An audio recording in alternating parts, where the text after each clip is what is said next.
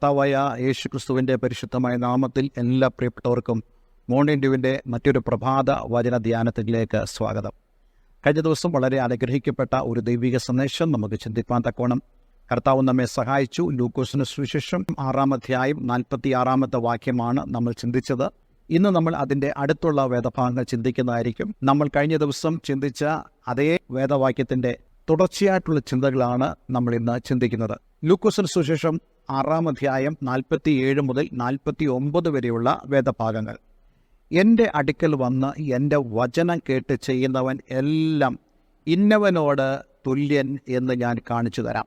ആഴെ കുഴിച്ച് പാറമേൽ അടിസ്ഥാനമിട്ട് വീട് പണിയുന്ന മനുഷ്യനോട് അവൻ തുല്യൻ. വെള്ളപ്പൊക്കമുണ്ടായിട്ട് ഒഴുക്ക് വീടിനോട് അടിച്ച്, എന്നാൽ അത് നല്ലവണ്ണം പണിതിരിക്കൊണ്ട് അത് ഇളകിപ്പോയില്ല.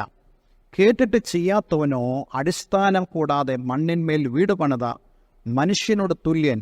ഒഴുക്ക് അടിച്ച ഉടനെ അത് വീണു, ആ വീടിൻ്റെ വീഴ്ച വലിയത് ആയിരുന്നു. കഴിഞ്ഞ ദിവസം നമ്മൾ ചിന്തിച്ചത്, നിങ്ങൾ എന്നെ കർത്താവേ കർത്താവേ എന്ന് വിളിക്കുകയും ഞാൻ പറയുന്നത് ചെയ്യാതിരിക്കുകയും ചെയ്യുന്നത് എന്ത് എന്നുള്ള വാക്യമാണ്. അതുമായി ബന്ധപ്പെട്ട വാക്യങ്ങൾ തന്നെയാണ് നമ്മളിന്ന് വായിച്ചത്.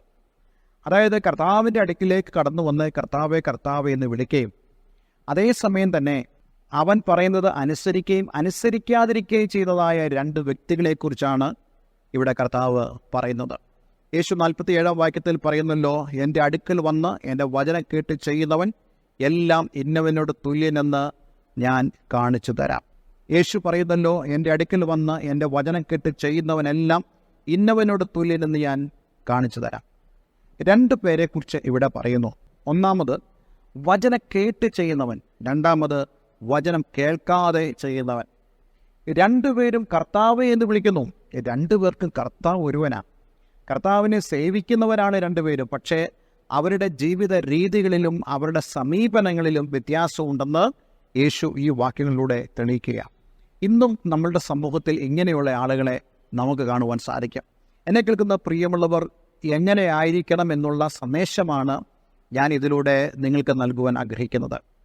ഒന്നാമത്തെ ആള് വീട് പണിതു. പക്ഷേ അദ്ദേഹം വീട് പണിതപ്പോൾ താൻ ആഴത്തിൽ കുഴിയെടുത്ത്, ആഴത്തിൽ വാനമൊക്കെ എടുത്ത് പാറമേൽ അടിസ്ഥാനമിട്ടാണ് ഒന്നാമത്തെ മനുഷ്യൻ വീട് പണിതത്.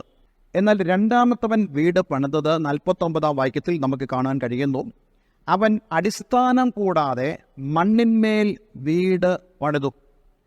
ഈ രണ്ടു പേരുടെയും വീടിൻ്റെ അവസ്ഥയാണ് കർത്താവ് യേശുക്രിസ്തു ഇവിടെ പറയുന്നത്. ഞാൻ മനസ്സിലാക്കുന്നത് രണ്ട് രീതിയിലുള്ള ജീവിതങ്ങളാണ് ഇവിടെ നമുക്ക് കാണുവാൻ കഴിയുന്നത്. ലോകപ്രകാരം നോക്കിക്കേ, ആരാണ് ഇവിടുത്തെ സ്മാർട്ട് ബോയ് എന്ന് പറയുന്നത്? രണ്ടുപേര് വീട് പണിയാൻ തുടങ്ങി. നോക്കിക്കേ, ഒരുവൻ വളരെ വേഗം വീട് പണിതു. കാരണം അവന് ആഴെ കുഴിച്ചില്ല, അവൻ അടിസ്ഥാനമിട്ടില്ല, അവനൊരു വീട് പണിതു. വലിയ ബഡ്ജറ്റൊന്നും അദ്ദേഹത്തിൻ്റെ വീടിനായില്ല, കാരണം അത്ര വലിയ പണിയൊന്നും അദ്ദേഹം പണിതില്ല. പക്ഷേ മനോഹരമായ വീടാണ്. എല്ലാവരും അവനെ അപ്രീഷിയേറ്റ് ചെയ്തു. പക്ഷെ മറ്റവനോ, അവൻ ചെയ്തതെന്താ? അവൻ ആഴെ കുഴിച്ചു, പാറമേൽ അടിസ്ഥാനമിട്ടു. ആളുകൾ എന്താ പറയുന്നത്? ഞാനിങ്ങനെ ചിന്തിക്കാറുണ്ട്. ആളുകൾ പറയുന്ന പ്രകാരമായിരിക്കാം, സഹോദര നിനക്ക് വേറെ പണിയൊന്നുമില്ല, എന്താ ഈ പണി കാണിക്കുന്നത്? നാട്ടു നടപ്പുള്ള കാര്യമാണോ ഇവിടെ കാണിക്കുന്നത്? ഇത്രയും അധ്വാനിക്കേണ്ട കാര്യമുണ്ടോ? ഇവിടെ അത്രയും വലിയ കുഴിയൊന്നും എടുക്കണ്ട, ഇത്രയും പാറയൊന്നും കണ്ട് അതിന്മേൽ വീട് പണിയേണ്ട യാതൊരു കാര്യവുമില്ല. പക്ഷേ ഇവിടെ കർത്താവ് പറയുന്നത് രണ്ടു പേരുടെ പ്രവർത്തികൾ ശരിയാണോ എന്നുള്ളത് അനുഭവങ്ങൾ, ജീവിത അനുഭവങ്ങളാണ് തെളിയിക്കുന്നത്. ഈ രണ്ടുപേരും ഒരേ ദേശത്ത് തന്നെയാണ് വീട് പണിതു എന്നുള്ളതാണ് ഞാൻ ചിന്തിക്കുന്നത്. പക്ഷേ എന്താണ് ഇവിടെ സംഭവിച്ചത്?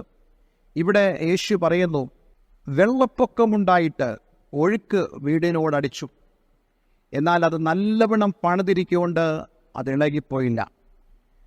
ഒരു വലിയ പ്രകൃതിക്ഷോഭമുണ്ടായി, വലിയൊരു മഴ പെയ്തു, വെള്ളപ്പൊക്കമുണ്ടായി, വലിയ കാറ്റടിച്ചു, പക്ഷേ നല്ലവണ്ണം പണിതതുകൊണ്ട് അത് ഇളകിപ്പോയില്ല. പക്ഷേ ഈ മണ്ണിന്മേൽ വീട് പണിതവനോ, ഒഴുക്കടിച്ച് ഉടനെ അത് വീണു, ആ വീടിൻ്റെ വീഴ്ച വലുതായിരുന്നു. ജീവിതത്തിൻ്റെ പ്രതിസന്ധിയുടെ ഘട്ടങ്ങളാണ് നാം ആരാണെന്നുള്ളത്, എന്താണെന്നുള്ളത് തെളിയിക്കുന്നത്. പല ആളുകളും തങ്ങളുടെ ജീവിതത്തിൻ്റെ ഒരു പ്രതിസന്ധി ഘട്ടം കടന്നു വരുമ്പോൾ തകർന്നു പോകാറുണ്ട്. ഇന്ന് നമുക്കറിയാം ആത്മഹത്യയിൽ ഏറ്റവും അധികം മുന്നിൽ നിൽക്കുന്ന ഒരു സംസ്ഥാനമാണ് നമ്മുടെ കേരളം എന്ന് പറയുന്നത്. എന്തുകൊണ്ടാണെന്നറിയാമോ? പലരും ഇതുപോലെ തന്നെ മണ്ണിൽ വീട് പണിതവരാണ്. പ്രതികൂലങ്ങളെ അതിജീവിപ്പാനുള്ള ശക്തി അവർ പ്രാപിച്ചിട്ടില്ല. പക്ഷേ പ്രതികൂലങ്ങളെ അഭിമുഖീകരിക്കാനുള്ള ശക്തി പ്രാപിക്കണമെങ്കിൽ ഇവിടെ കർത്താവ് യേശുക്രിസ്തു പറയുന്നതെന്താ? എൻ്റെ വചനം കേട്ട് ചെയ്യുന്നവൻ മാത്രമേ പ്രതികൂലത്തിന് നടുവിൽ നിൽക്കുവാൻ സാധിക്കത്തുള്ളൂ. അതുകൊണ്ട് എന്നെ കേൾക്കുന്ന പ്രിയമുള്ളവരെ, നാം യേശുവിൻ്റെ വചനം കേൾക്കുമ്പോൾ, അത് അനുസരിക്കുമ്പോൾ, അത് പ്രമാണിക്കുമ്പോൾ നമുക്ക് സംഭവിക്കുന്ന ഏറ്റവും വലിയ കാര്യമെന്ന് പറയുന്നത്, ജീവിതത്തിൻ്റെ ഏത് പ്രതികൂല ഘട്ടങ്ങളിൽ പോലും തകർന്നു പോകാതെ, തടർന്നു പോകാതെ പിടിച്ചു നിൽക്കുവാൻ ദൈവം നിനക്ക് പ്രാപ്തി നൽകും. ഈ വേദഭാഗം ചിന്തിക്കുമ്പോൾ എൻ്റെ അനുഭവത്തിലും ധാരാളം കാര്യങ്ങൾ എനിക്ക് നിങ്ങളോട് പറയുവാനുണ്ട്. ജീവിതത്തിൽ ഞാൻ പ്രതീക്ഷിക്കാത്ത പല പ്രതികൂലങ്ങളും എൻ്റെ ജീവിതത്തിലേക്ക് ആഞ്ഞടിച്ചപ്പോൾ ഇന്നും നിങ്ങളോട് ഈ വചനം സംസാരിപ്പാൻ എനിക്ക് സാധിക്കുന്നതിൻ്റെ കാരണം മറ്റൊന്നുമല്ല. ഞാൻ പൂർണ്ണമായി വിശ്വസിക്കുന്നു, ക്രിസ്തുവാകുന്ന പാറമേൽ എൻ്റെ വീട് ഞാൻ പണിതുകൊണ്ടാണ്. ആഴെ കുഴിക്കണം, നാം ക്രിസ്തുവിൽ വേരൂന്നണം. പൗലോസ് പറയുന്നുണ്ട്, നിങ്ങൾ ക്രിസ്തുവിൽ വേരൂന്നേ വളർച്ച പ്രാപിക്കണമെന്നുള്ളത്.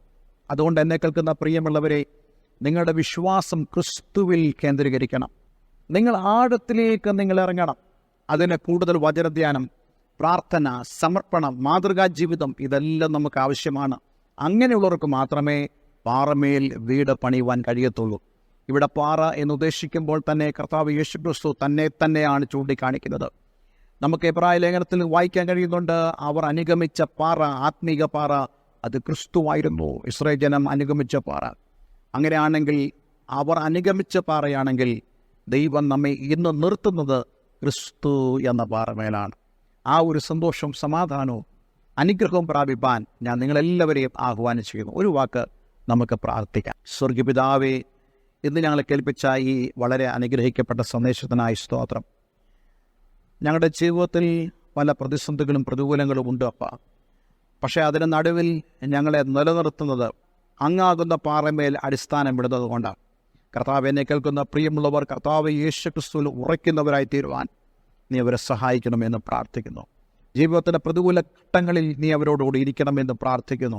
കർത്താവേ, കർത്താവേ എന്ന് വിളിക്കുക മാത്രമല്ല, അങ്ങയുടെ വചനം കേട്ട് ചെയ്യുവാൻ ഞങ്ങളേവരെയും സഹായിക്കണം. പ്രാർത്ഥന കേട്ടതിനായി നന്ദി.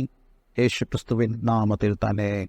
ആമേൻ, ആമേൻ. ഇന്നത്തെ വേദവചനം നിങ്ങളുടെ ജീവിതത്തിൽ അനുഗ്രഹീതമായി തീർന്നു ഞാൻ വിശ്വസിക്കുന്നു. നിങ്ങൾക്ക് വ്യക്തിപരമായ പ്രാർത്ഥന വിഷയമുണ്ടെങ്കിൽ തീർച്ചയായിട്ടും എന്നെ വിളിച്ചറിയിക്കുക. ഞാൻ നിങ്ങൾക്ക് വേണ്ടി പ്രാർത്ഥിക്കുന്നതാണ്. അതുപോലെ തന്നെ ദൈവവചനം സംബന്ധിച്ചുള്ള എന്തെങ്കിലും സംശയങ്ങളോ ആത്മീയമായ സഹായങ്ങളോ നിങ്ങൾക്ക് ആവശ്യമുണ്ടെങ്കിലും ഈ ഫോൺ നമ്പറിൽ നിങ്ങൾക്ക് വിളിക്കാവുന്നതാണ്. എല്ലാവരും ദൈവം അനുഗ്രഹിക്കട്ടെ. Have A nice day. God bless you all.